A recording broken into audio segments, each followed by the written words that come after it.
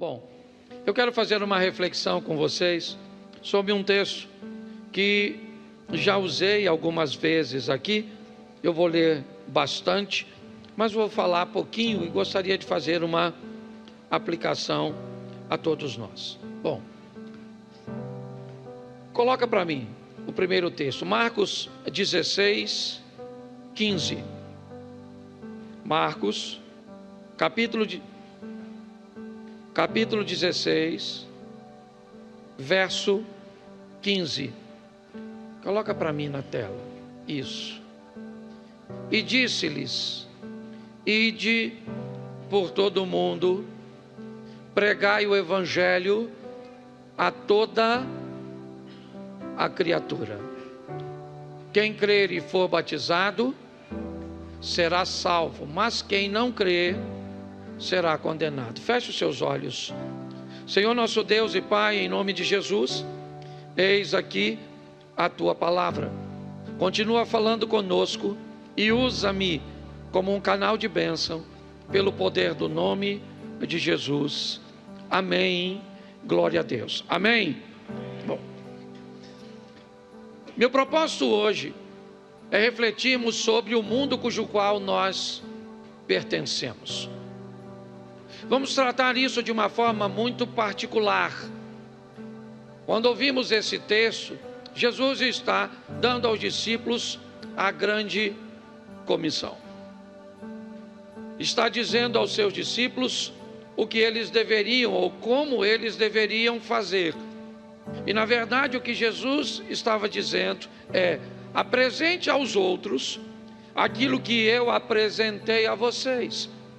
Permita que aconteça na vida dos outros aquilo que eu viabilizei que acontecesse na de vocês. O que Jesus está provocando nos seus discípulos é o entendimento de que cada um traz consigo o seu mundo. E a proposta é entender que aquilo que você recebeu de Deus em Cristo não pode parar em você. Isso tem que prosseguir. Isso tem que ir adiante. Onde? No mundo cujo qual você pertence. A minha proposta é mostrar que o meu mundo não é o mesmo mundo que o seu. Como é que é seu nome? Você. Reginaldo. Edinaldo. Você mora onde, Edinaldo? Ele mora na Figueira. Os amigos do Edinaldo não são meus amigos. Os vizinhos do Edinaldo não são meus vizinhos.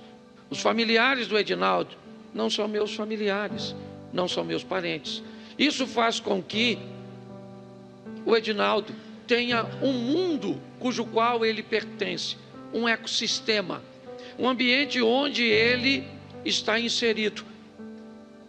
E a grande verdade é, mesmo que você seja casado, mesmo que você esteja aí ao lado dos seus pais, existe um mundo que seus pais não pertencem. O mundo da sua escola, dos seus amigos, dos seus colegas. O mundo muitas vezes da sua rede social. Um ambiente que ele é seu, tá certo? Então quando a Bíblia diz, ide por todo mundo, para algumas pessoas realmente eles serão missionários transculturais, irão para outras nações, certo? Farão missões urbanas. Mas a minha proposta é mostrar a você que você é um missionário que precisa conduzir o que você recebeu para o seu mundo. Então ide para o seu mundo e pregai o evangelho, motivando as pessoas a nascerem de novo. Através do batismo, são os dois textos que nós lemos. Então a pergunta muito simples seria: há quanto tempo você anda recebendo do Senhor a palavra e o poder de Deus para agir no mundo que você pertence?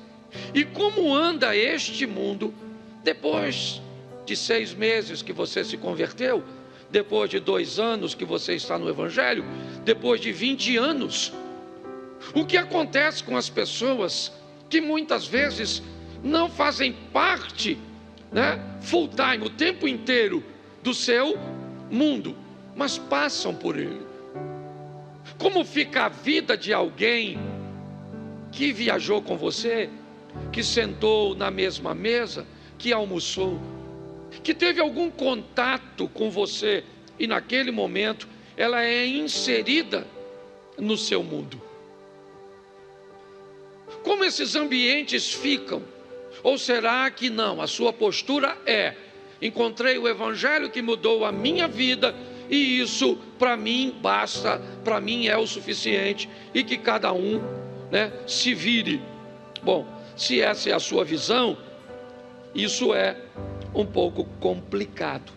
Mas também é importante nós entendermos a dificuldade que temos quando somos inseridos ou vamos ter que mudar um mundo cujo qual nós não temos muita familiaridade. Então eu separei alguns textos e eu quero que coloque Atos 10, o verso 14, e depois nós vamos voltar em Atos 9, 13, tá bom? Então Atos 10, 14. Mas Pedro disse: de modo nenhum, Senhor, porque nunca comi coisa alguma comum ou imunda. Essa é uma aplicação que Deus está fazendo com o apóstolo Pedro, certo? Deus está querendo que Pedro pregue para alguém que não faz parte de seu mundo. É Cornélio, um oficial romano. Ele não é alguém que Pedro acha que merece receber a palavra da salvação. A mente de Pedro não está adaptada para isso. Então Deus vai usar uma ilustração para fazer com que Pedro vá pregar a palavra, vá transmitir a Cornélio aquilo que ele recebeu do Senhor. Mas inicialmente, se dependesse de Pedro, Pedro não iria. Essa expressão, de modo nenhum, Senhor, você pode trocar, porque nunca comi coisa alguma comum e imunda, para eu não vou pregar para alguém que não é judeu. Eu não vou levar a palavra da salvação para esse cara, porque eu acho que ele não merece. Nós precisamos estar muito atentos a pessoas que vão fazer parte do nosso mundo por algumas horas, por alguns momentos, e podemos marcar a vida dessa pessoa para sempre. No último domingo desse mês, no dia 29, no fechamento do mês de aniversário da igreja, eu estou trazendo um pastor aqui chamado Samuel Bezerra. Ele é de Pindamonhangaba, em São Paulo. Eu não conheço Samuel pessoalmente. Eu só vi Samuel uma vez pessoalmente, na Assembleia de Deus aqui da Pedreira. Na época o pastor era o pastor Lorival Machado. Meu pai era diácono dessa igreja e me convidou para uma conferência onde pregava o Samuel. Eu vi de longe, não tive acesso, não pude tirar uma foto, não o cumprimentei, mas ninguém influenciou minha vida no Evangelho como ele. Ninguém. A minha vida não. E olha que eu me converti 6 anos depois daquele congresso, daquela conferência. Mas o dia que aquele cara, eu não sei quantas vezes ele veio a Xerém, eu sei que aquele dia a mensagem dele entrou nos meus ouvidos, a maneira com que ele gravava, eu nunca vi ninguém conhecer tantos versículos de cor como Samuel. Ele me inspirou a vida, e eu falei com ele, tem uma semana e pouco, quase 10 dias, que eu não conseguia contato com ele, nem sabia que ele me conhecia. E aí eu tentei explicar, certo? O que tinha, como foi. Então preste atenção, em alguns momentos, 1h30, 2 horas de conferência, eu me tornei alguém participante do mundo do Samuel. Samuel entrou no meu mundo e mudou minha vida para sempre. Porque 1h30, certo? Meia hora, uma palavra, um sorriso, um exemplo, a sua vida pode mudar para sempre. Quando você encontra com alguém, certo? Que está exercendo a função de mudar o mundo cujo qual ele faz parte. É assim que funciona. Mas isso não é fácil. Você está vendo Pedro? Pedro está dizendo que não está afim de falar com Cornélio. Vamos voltar um pouquinho? Capítulo 9, verso 13. Ainda de Atos. Coloca, por favor. Atos 9, 13. Isso. Respondeu Ananias: Senhor, certo? De muito ouvi acerca deste homem. Quantos males tem feito aos teus santos em Jerusalém. Verso 14. E aqui ele tem poder dos principais sacerdotes para prender a todos que invocam o teu nome. Ananias está recebendo a missão de pregar para Paulo. Olha só, e o que Ananias está falando com Deus? Senhor, eu não estou conseguindo entender. Esse cara não pertence ao nosso mundo. Ele é a oposição. Ele tem autoridade, ele tem poder para me prender se eu for lá pregar a tua palavra para ele. Eu não estou conseguindo entender. Porque muitas vezes nós ficamos deslocados quando Deus nos leva para um ambiente diferente, hostil, inóspito. Quando começa a aparecer na nossa vida pessoas que nós olhamos e pensamos assim: eu estou no lugar errado. Não que às vezes algumas pessoas não estejam, mas muitas vezes, quando pessoas passam pelo nosso mundo, elas têm que levar de nós aquilo que nós recebemos de Deus. Então é importante que você olhe e diga: o meu mundo está meio bagunçado. Eu venho para a igreja no domingo, recebo de Deus, vou trabalhar amanhã, tá certo. Mas pastor, o senhor está querendo dizer que eu tenho que transformar a minha igreja num púlpito? Chegar lá agora amanhã e sair pregando? Não. É importante você entender os 2 textos que eu usei. Preste atenção. Deus fala com Pedro e fala com Cornélio. Deus fala com Ananias e fala com Paulo. Então é importante que você fique atento ao que Deus está querendo fazer através de você no ambiente cujo qual você pertence. Mas também muito cuidado, porque você tem a oposição a tudo isso, a Satanás, que costuma causar confusão entre você e a pessoa cuja qual Deus pretende mudar, para criar um distanciamento entre nós. Então, quando você estiver vivendo conflitos e confusões com algumas pessoas, perguntem a Deus se não é exatamente essa pessoa cuja qual você foi chamado para apresentar o Senhor. Então eu vou te mostrar 2 textos que já usei aqui. João capítulo 4, 4. João 4, 4. Você pode ler para mim? E era-lhe... Repita de novo. Não, volta só o 4 mesmo. Mais uma vez só para você... e era-lhe necessário passar por Samaria. Jesus está saindo da Judéia para a Galiléia e era-lhe necessário passar por Samaria. Não necessariamente. E mesmo que fosse necessário passar pelo território de Samaria, não havia nenhuma necessidade de entrar na cidade.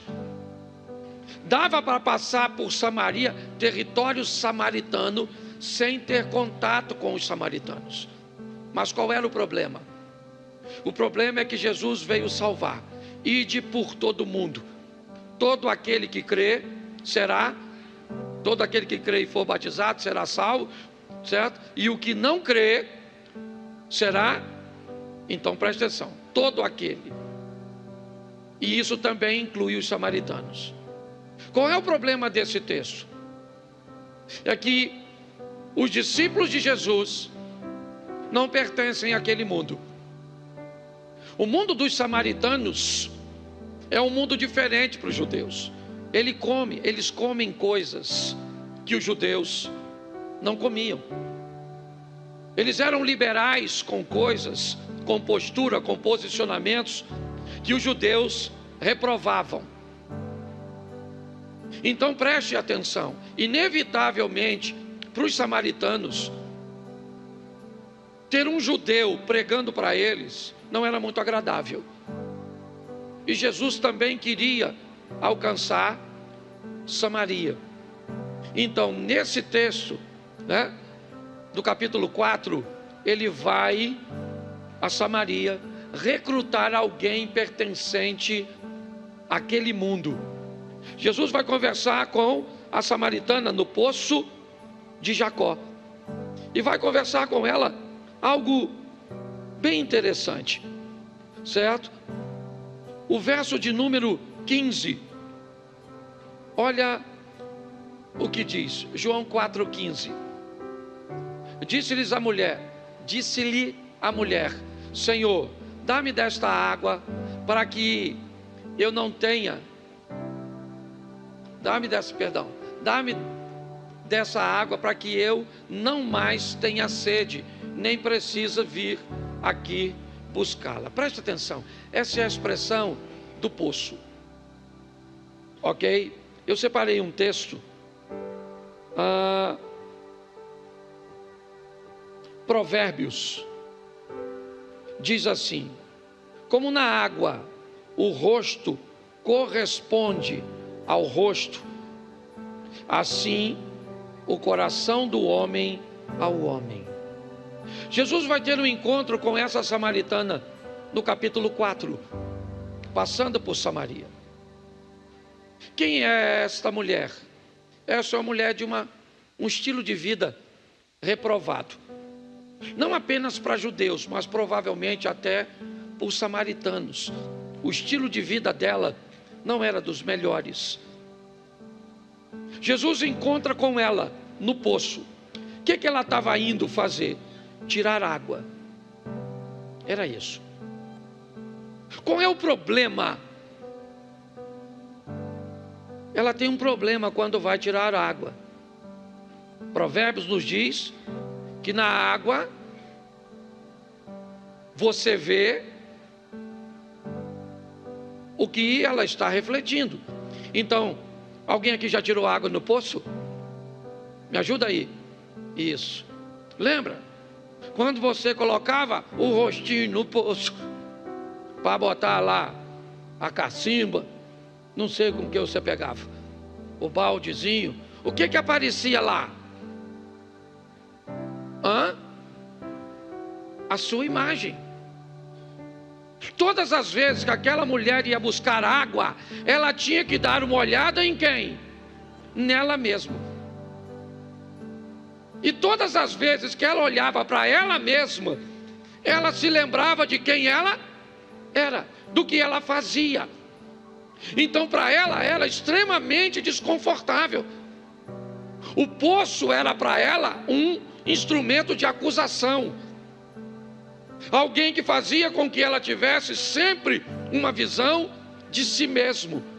Então para ela não era um ambiente muito agradável. O poço revelava a sua solidão, O poço revelava seu fracasso em conseguir alguém para construir uma história sólida, firme.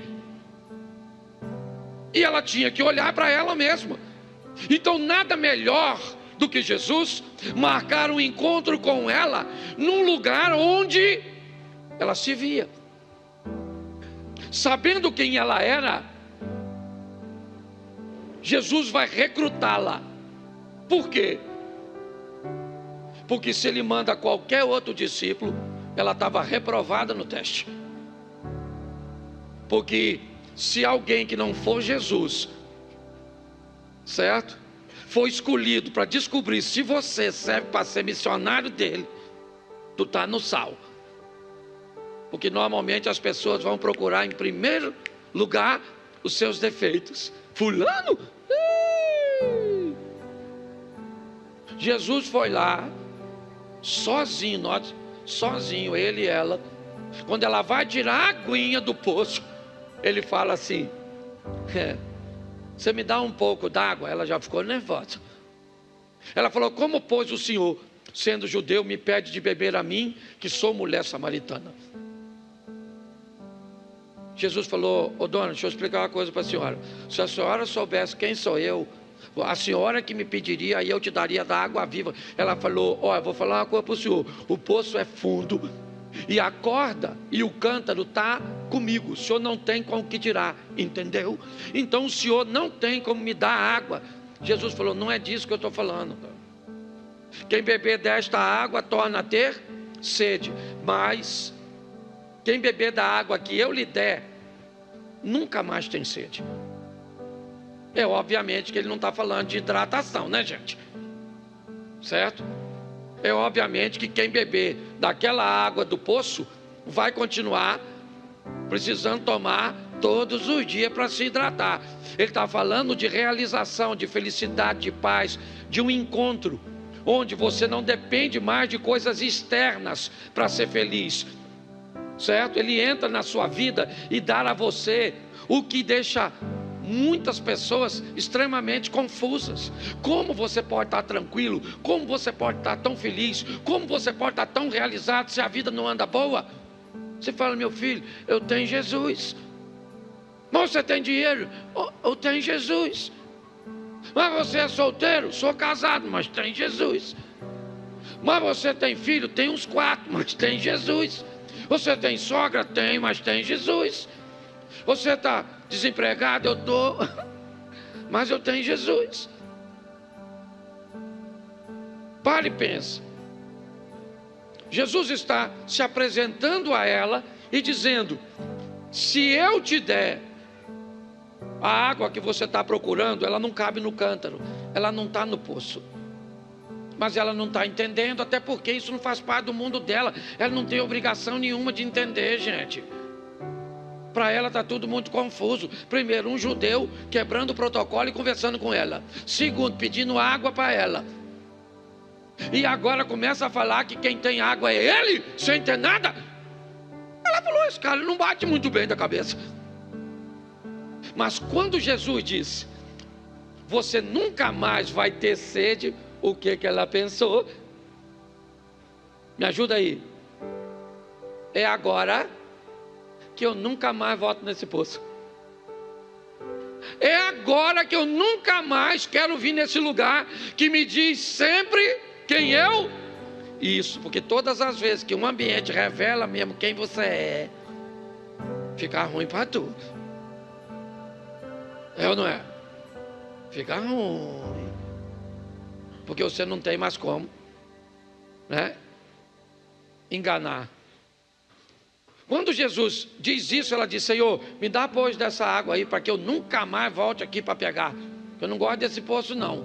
O poço era ruim, sim ou não? Claro que não. Quem era ruim? O poço precisava mudar alguma coisa? Quem precisava mudar era quem? Mas nós achamos que quem precisa mudar? Os outros. Porque fala sério, quem precisa mudar, a senhora ou seu marido? Quem precisa mudar, você ou seus pais? Quem precisa mudar? Fala sério. Você já nasceu pronto. Quem precisa mudar são os porque na hora de olhar para nós a coisa não é muito agradável. Então Jesus disse para ela: já que a senhora não está entendendo, faz o seguinte, vai lá e chama o seu marido agora. Ela falou: ó, para falar a verdade, um negócio com o senhor aí, hein? Eu não tenho marido não. Eu não tenho marido não. Jesus falou: eu sei, porque você já teve 5 e está com um que nem é seu, está dividindo. Amante. Como é que Jesus escolhe uma pessoa dessa? Você queria uma pessoa dessa sentada assim do seu lado agora? Com a vida toda torta? Provavelmente não, né? Você gostaria de uma pessoa com um passado desse, dirigindo a igreja cuja qual você pertence? Pare e pense, todo mundo tem passado, irmão. E muita coisa do nosso passado nós temos vergonha. Mas Deus não está muito preocupado com o nosso passado, porque para o nosso passado Ele tem o sangue de Cristo. Ele está preocupado com o nosso futuro, se nós estamos a fim de viver tudo aquilo que Ele tem para nós. Então pare de se preocupar com o que você já fez e comece a prestar atenção no que você está fazendo e no que você vai fazer. Ah, mas as pessoas me condenam. Dane-se, dane-se, dane-se, dane-se. Certo? Nós precisamos seguir. Jesus agora está conversando com ela, e o que ele diz para ela? Chama seu marido. Ela falou: eu não tenho marido. Ele disse: eu sei disso, porque você já teve 5 e o que você tem não é. Ela falou: eu vejo que o senhor é profeta, hein? Sabe da minha vida. Eu não sei quem o senhor é, mas o senhor sabe quem eu sou. E ela deve estar pensando: o que ele está fazendo aqui em território samaritano? Esse não é o lugar dele. Não tem cabimento para ela. Quando então, esse versículo 28, coloca para mim, por favor. Depois você lê em casa, porque volta lá no João capítulo 4, verso 28. Isso. Quanto à mulher, o que ela fez? Deixou o seu e foi à cidade e disse àqueles. Você sabe onde ela está? Ou para onde ela vai, melhor dizendo? Ela vai para onde? Cadê? Não, volta o 28, é que o irmão lá está acelerado. Quanto à mulher, olha só, olha o que ela fez. Ela deixou seu cântaro e foi onde? Foi onde?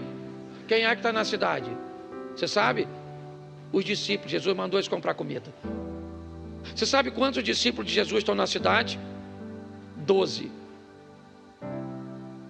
Você sabe o que eles estão fazendo na cidade? Comprando. Mais o quê? Você conhece o texto? Me ajuda aí. Eles estão fazendo o quê? Comprando comida e mais nada. Lá tem gente que precisa ser salvo por Jesus. Eles falaram para eles? Sim ou não? Por quê? Porque eles não pertencem àquele mundo. Aqui a palavra está diferente. O propósito que eles estão ali não é para aquilo. Jesus não disse para eles: vão a Samaria e pregue a palavra. Para eles estão apenas de passagem. Mas quando Jesus encontra uma samaritana, ele diz: eu vou usar essa mulher como minha missionária. Mas ela tem a vida torta? Tinha, agora não vai ter mais. Mas ela não tinha boa fama? Tinha, mas não vai ter mais. Mas ela foi desse jeito, era desse jeito, fez isso, mas não vai fazer mais. Pronto, acabou. Eu vou entrar na vida dela e vou dar para ela um estilo de vida que ela nunca levou. Pronto. E diga-se de passagem, ela tinha uma vidinha bagunçada, mas era uma mulher que me parece que tinha reputação, porque ela deixou o cântaro, correu à cidade e olhou para os camaradas e falou: ô, tá lá no poço pegando uma aguinha,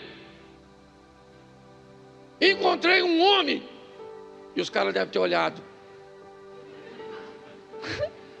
Especialidade da senhora. Encontrar um homem. Mas eu encontrei um homem que me disse tudo quanto eu tinha feito. E ele... É lógico que eles não vão pensar isso, mas isso quem falava com ela sempre? Me ajuda aí. Quem é que falava com ela todas as vezes que ela ia buscar água, que ela tinha um estilo de vida errado? O poço. Pastor, o que você está querendo dizer? Eu estou querendo dizer que, presta atenção, eu sei que já te disseram e já me disseram que nós temos que mudar em algumas áreas, e nós já ouvimos isso inúmeras vezes, mas nós precisamos continuar ouvindo aquilo que é necessário. Você sabe por quê? Porque uma hora entra, uma hora acontece. O que Jesus está falando com ela, me parece que o poço falava com ela todo dia, mas adiantou? Porque, deixa eu te explicar uma coisa, muitas vezes quando pessoas dizem ao seu ouvido não acontece nada, mas quando pessoas conseguem alcançar seu coração, tudo muda. E para alcançar o coração não tem que ter razão. Ah, pastor, eu estou entendendo essa palavra. Eu falo com meu marido, muda miserável, esse infeliz não muda. A senhora tem razão de falar, sim ou não? Sim ou não, me ajuda aí. Isso, mas tem amor quando fala? Então se a senhora tem amor, ele já mudou, é ou não é verdade? Tá certo? Porque quando Jesus conversa com ela, ela já deixou o cântaro para trás, correu a cidade e falou o que com os caras? Eu encontrei o Messias. Ô gente, preste atenção. Eu tenho que ter muito cuidado com os exemplos que eu dou, que ainda está gravado, depois não conserto. Mas pensa assim, aqui para lá tinha uma casa da luz vermelha. Umas donas. Entendeu? Entendeu, né?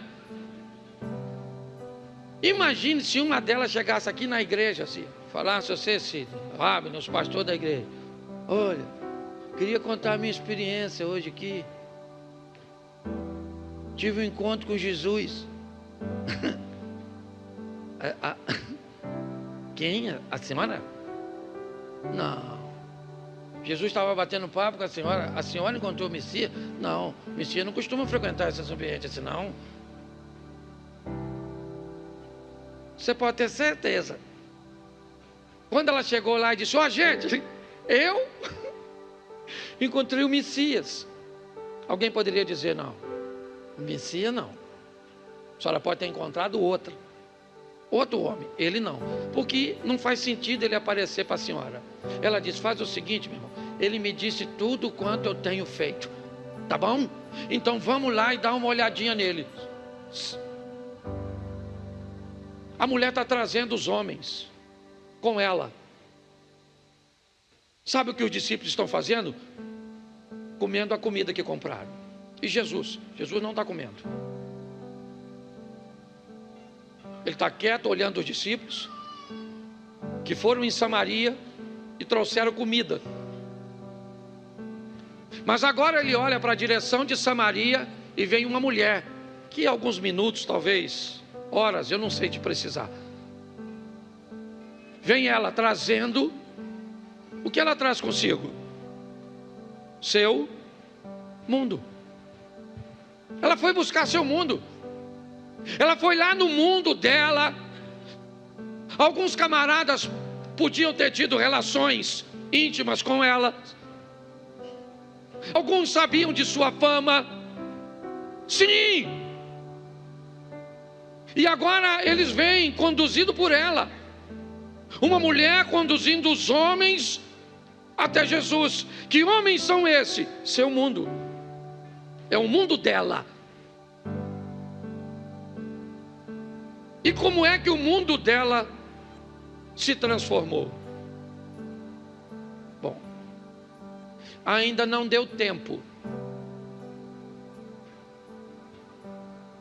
do que Jesus entregou para ela no poço fazer efeito. Isso aí é. Jesus disse: olha, eu vou te dar da água aqui Nunca mais você tem sede. Ah, mas cadê a água? Bom, eu posso te dar essa água. Cadê seu marido? E aí a conversa muda. Nossos pais dizem que é nas montanhas de Samaria, vocês dizem que em Jerusalém. Eu queria saber onde é que um adorador deve adorar. Jesus disse: ora vem que nem em Samaria, nem em Jerusalém adorareis o Pai, porque o Pai anda buscando verdadeiros adoradores, que o adore em espírito e em verdade. Jesus começa a explicar a ela. Foi só uma explicação. Ela vai para a cidade um tempo bem pequeno. Não deu tempo dela ter testemunho para isso. Não deu tempo. Não deu tempo dela mostrar para aqueles homens o quanto ela mudou de vida. Não. Pastor, então se não deu tempo, como é que os caras foram? Duas coisas a mulher leva consigo. Uma coisa, algo que ela já tinha sem Jesus. Primeiro, credibilidade. Essa é a verdade. Ela é uma mulher que, apesar do estilo de vida que tinha, ela tinha credibilidade perante as pessoas. Porque para ter credibilidade não precisa ser crente. Para ter palavra não precisa ser crente. Essa é a verdade. Tem gente que tem muita coisa, certo? E não caminha com fé em Cristo, mas resolveu levar a sua vida de uma forma séria, firme. Então ela chegou lá e disse para aqueles homens: eu achei o Messias, ele encontrou comigo. Quem é ela? Ela é a piriguete que todo mundo pega. Dá para acreditar nela? Dá. Dá para acreditar nela porque a sua conduta no que diz respeito a relacionamento, certo? Não faz dela uma mentirosa. Opa, me ajuda aí com a criança, leva ali no berçário, tá certo? Então, você consegue entender isso? Apesar de ser alguém com uma vida inadequada, aqui, ela é alguém que tem uma conduta. Quando ela chega lá, e ela diz para os homens, primeiro, ela tem credibilidade, mas ela também conta a seu favor com o poder de Deus. É isso.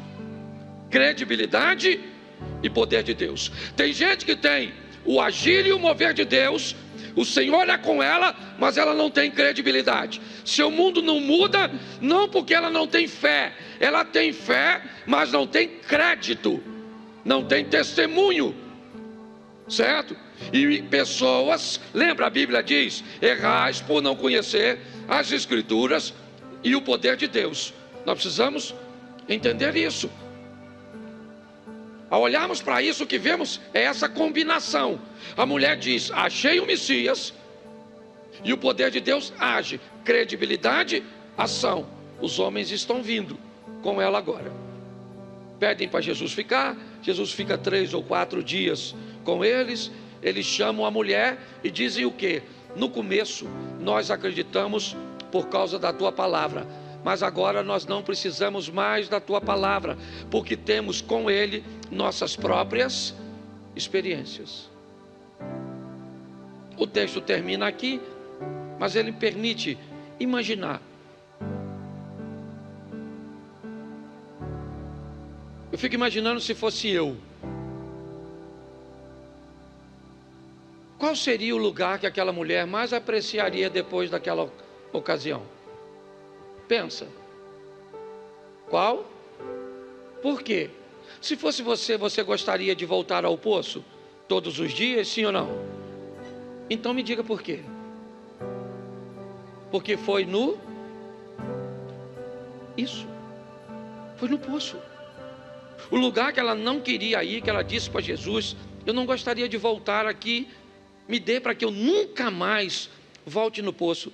Agora era um lugar que provavelmente ela tinha prazer de estar, porque Jesus foi embora, mas o local do encontro permaneceu lá. Samaria foi mudada, transformada por alguém que pertencia àquele mundo. Eu não vou para sua casa mudar seus familiares. Você não vai vir para a minha. para mudar os meus. Fé sem credibilidade não vai ser suficiente. Credibilidade sem fé também não. Às vezes, pessoas têm mais facilidade de mudar o mundo que elas não pertencem do que o mundo que ela é pertencente, porque ninguém sabe que ela é.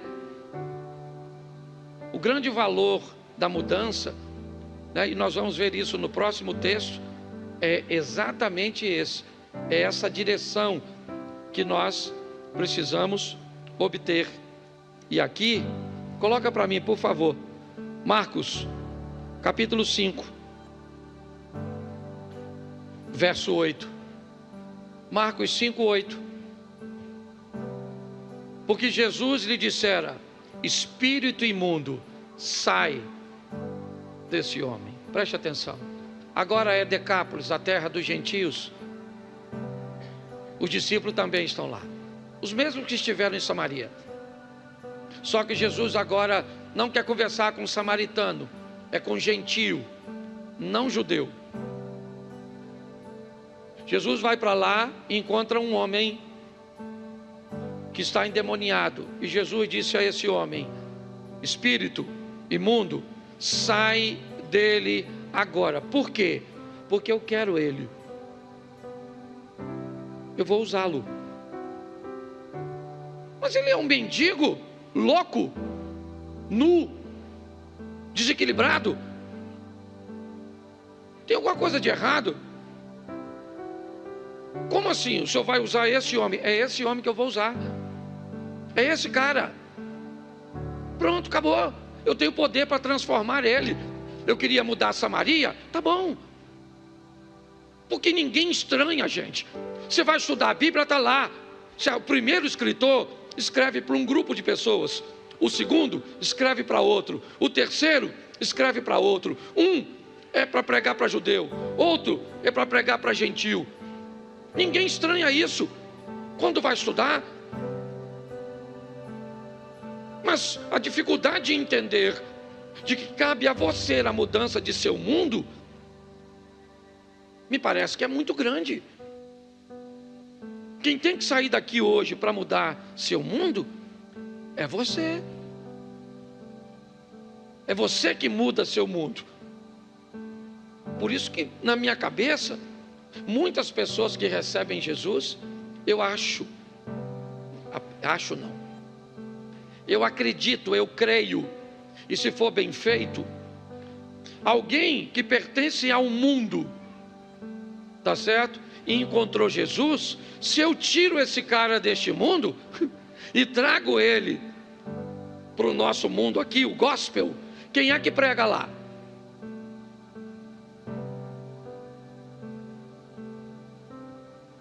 Há um tempo atrás eu falei isso com um amigo. A esposa dele é famosa e canta num ambiente,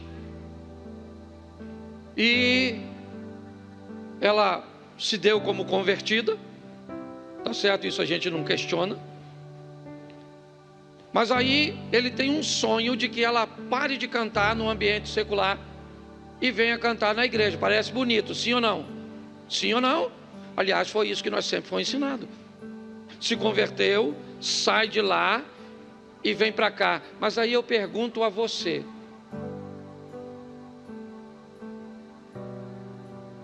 a menina vai para a casa de Naamã, a casa de um leproso, um ambiente inadequado. E aí? A casa de Naamã passou a ser o mundo daquela garota, sim ou não? Então a lepra de Naamã não pegou nela, mas a fé dela pegou em Naamã. Então a minha cabeça, ao invés de tirar alguém desse ambiente, por que não trazer essa pessoa para o nosso ambiente, prepará-la, treiná-la, forjá-la e devolvê-la? Agora você não canta esse tipo de música, agora você não tem esse tipo de vocabulário, agora você não veste esse tipo de roupa, mas vai para lá. Vai para lá, certo? E mostre lá o que o Senhor fez por você aqui. Olha só. Este homem, certo? Jesus vai lá e diz: espírito imundo, sai dele Agora, verso 19, ainda de Marcos 8. Vamos lá? Isso. Jesus, porém, bota o 18, para o pessoal entender o que está acontecendo. Ao entrar Jesus no barco, suplicara o que fora endemoniado, ok? Que o deixasse estar com ele. Fora. Ele andava pelado, agora está vestido. Andava como um louco, agora está são. Jesus está com ele, tá certo? E Jesus diz para ele: eu estou indo embora. Ele então suplica a Jesus, certo? Me deixa ir com o Senhor, me leva contigo, me tira daqui, me leva para a igreja, me leva para esse ambiente. Eu quero entrar nesse barco, eu quero ficar com você aqui, Jesus. Olha o que Jesus diz para ele, verso 19. Jesus, porém, não lhe permitiu. Jesus disse: não, eu não vou levar você no meu barco. Mas ordenou: vai para onde?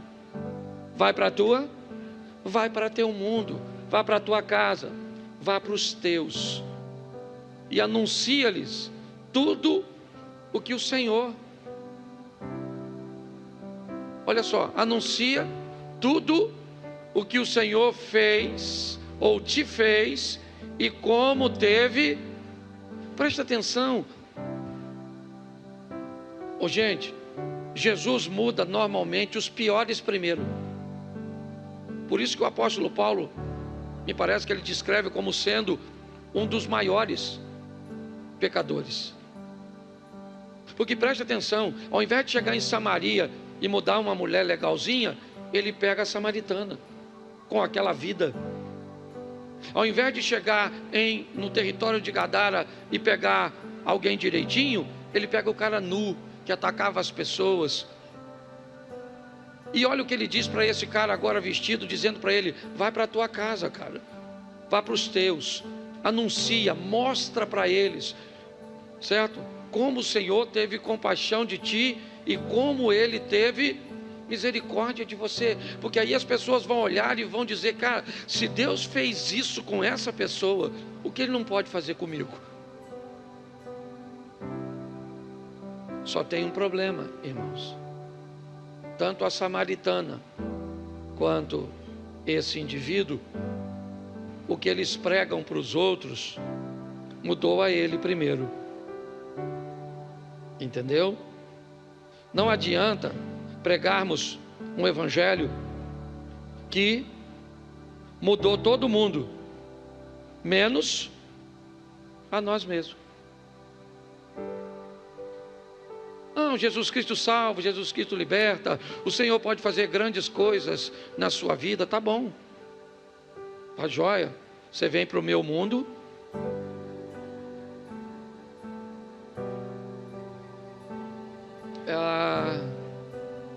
aqui a gente acaba conhecendo muita gente, e eu acabo conhecendo muita gente por causa do nível de influência que acabei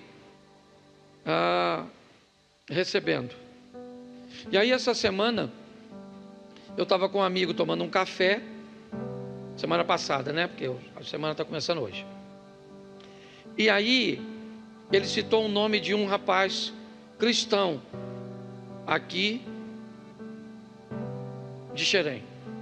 E esse camarada foi abordar a ele. Por quê? Porque esse cara é um cristão já há muito tempo, firme, um cara fera. E foi evangelizar esse amigo meu, certo? Que tem uma vidinha assim, não muito, sabe? Um cara legal, mas envolvido com pecado. E aí ele falou: rapaz, Jesus pode mudar a sua vida, mudar.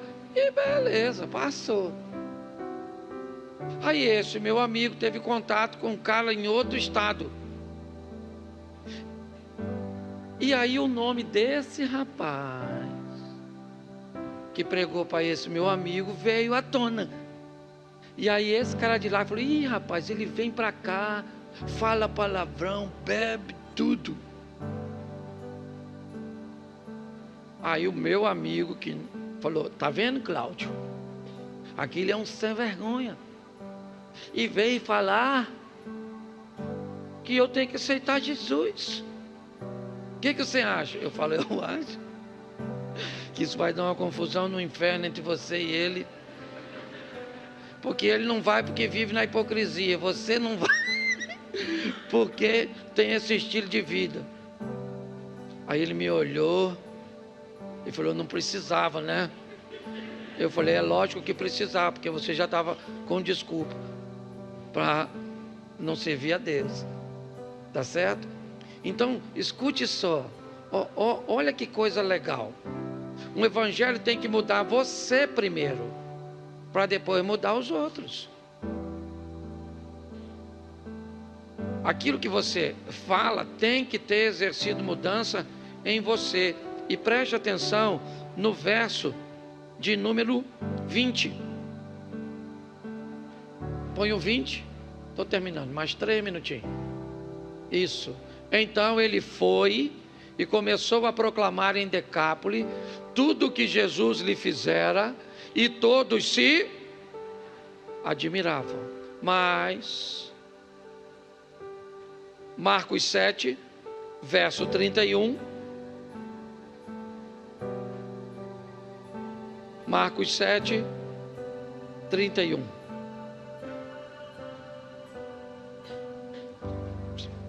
Pode voltar para o 20, por favor? Capítulo 5, verso 20. Só para que eles consigam entender. Marcos 5, 20. Só para me ver como é que está o texto. 5, 20. Então ele foi e começou a proclamar onde? Onde? Ele começa a proclamar onde? No verso 20 do capítulo 5. Agora sim, o capítulo 7 e o verso 31. Isso. Do capítulo 5 para o 7, conta-se aproximadamente 2 anos e meio de diferença entre as duas histórias. Aproximadamente 2 anos e meio depois de Jesus ter ido lá em Decápolis, ter dito a ele, vá para a tua casa, para os teus. Ele começa, como nós lemos, capítulo 5, verso 20, em Decápolis. 2 anos e meio depois, aproximadamente, o verso 31 do capítulo 7. De novo, retirou-se Jesus das terras de Tiro e foi por Sidom até o mar da Galileia, atravessando o território de Decápolis. 2 anos e meio depois, Jesus volta, certo? No território de Decápolis. E aí então, capítulo 8, e a gente encerra aqui. Verso 1. 8:1. Naqueles dias, quando outra vez se reuniu grande multidão, e não tendo eles o que comer, Jesus chamou seu discípulo e lhes disse: tenham compaixão desta gente, porque há 3 dias permanece comigo e não tenho o que comer. Se eu os despedir para as suas casas em jejum, desfalecerão pelo caminho. E alguns deles vieram de longe. Mas aos seus discípulos, os seus discípulos lhe responderam: de onde poderá alguém fartá-los de pão nesse deserto? Jesus lhes perguntou: quantos pães tendes? Responderam eles: 7. Ordenou ao povo que se sentasse no chão, e tomando os 7 pães, partiu-os, e após ter dado graças, e os deu aos seus discípulos, para que estes os distribuíssem, partindo entre o povo. Vamos lá. Tinham também alguns peixinhos, e abençoando, mandou que esses igualmente fossem distribuídos. Vamos lá. Comeram e se fartaram dos pedaços restantes, né? Recolheram 7 cestos. Vamos lá. Eram cerca de quê? Então preste atenção. O verso 31 diz que Jesus volta a Decápolis, o mesmo lugar de Marcos 5, 20, onde o gadareno, ex-endemoniado, agora missionário, começa a pregar a palavra. 2 anos e meio depois, Jesus volta, o 7, certo? 31. voltando por termo de Tiro e de Sidom, ele entra no território de Decápolis. No capítulo 8, vai acontecer a segunda multiplicação dos pães, onde a primeira foi Tábita, ou ao lado de Cafarnaum, onde Jesus pega os 2 pães, né? Ou os 5 pães e 2 peixes, distribui e sobram 12 cestos, simbolizando o ministério de transformação do mundo judaico, as 12 tribos de Israel, incluindo até os samaritanos, que mesmo que não gostassem, eles pertenciam. Mas agora, Jesus vai além. Aqui ele vai à terra dos gentios, Decápolis, a cidade pagãs. Lá não tem comida para eles. Lá o porco é elemento de sacrifício a deuses pagãos. Jesus chega lá através de um ex-endemoniado. E 2 anos e meio depois, volta, pega 7 pães e alguns peixinhos que não foram contados. Multiplica e sobra 7 cestos, simbolizando, certo, as nações pagãs daquele lado. O texto diz que quando Jesus volta 2 anos e meio depois em Decápolis, tem cerca de 4.000 homens, sem narrar mulheres e crianças. E quem foi que ficou em Decápolis para mudar Decápolis? O ex-endemoniado, um cara só. Ele começa em Decápolis o que Jesus começou na Galileia. Ele começa em Decápolis o que a mulher começou em Samaria. Ele começa em Decápolis o que a menina começou em Damasco. Ele começa em Decápolis o que Daniel começou na Babilônia, mudando o mundo cujo qual eles estão inseridos. Algumas pessoas, sua extensão de ação é maior, outras não. Outras são tímidas, recatadas, e seu mundo é composto de 5, 10 pessoas. Tá bom, não interessa. A proposta é sempre mudar alguém. Quando Filipe batiza o eunuco de Candace, isso, certo? Faz com que agora vá para aquela região alguém transformado. O que Deus quer, meus irmãos, é mudar o mundo cujo qual você e eu pertencemos.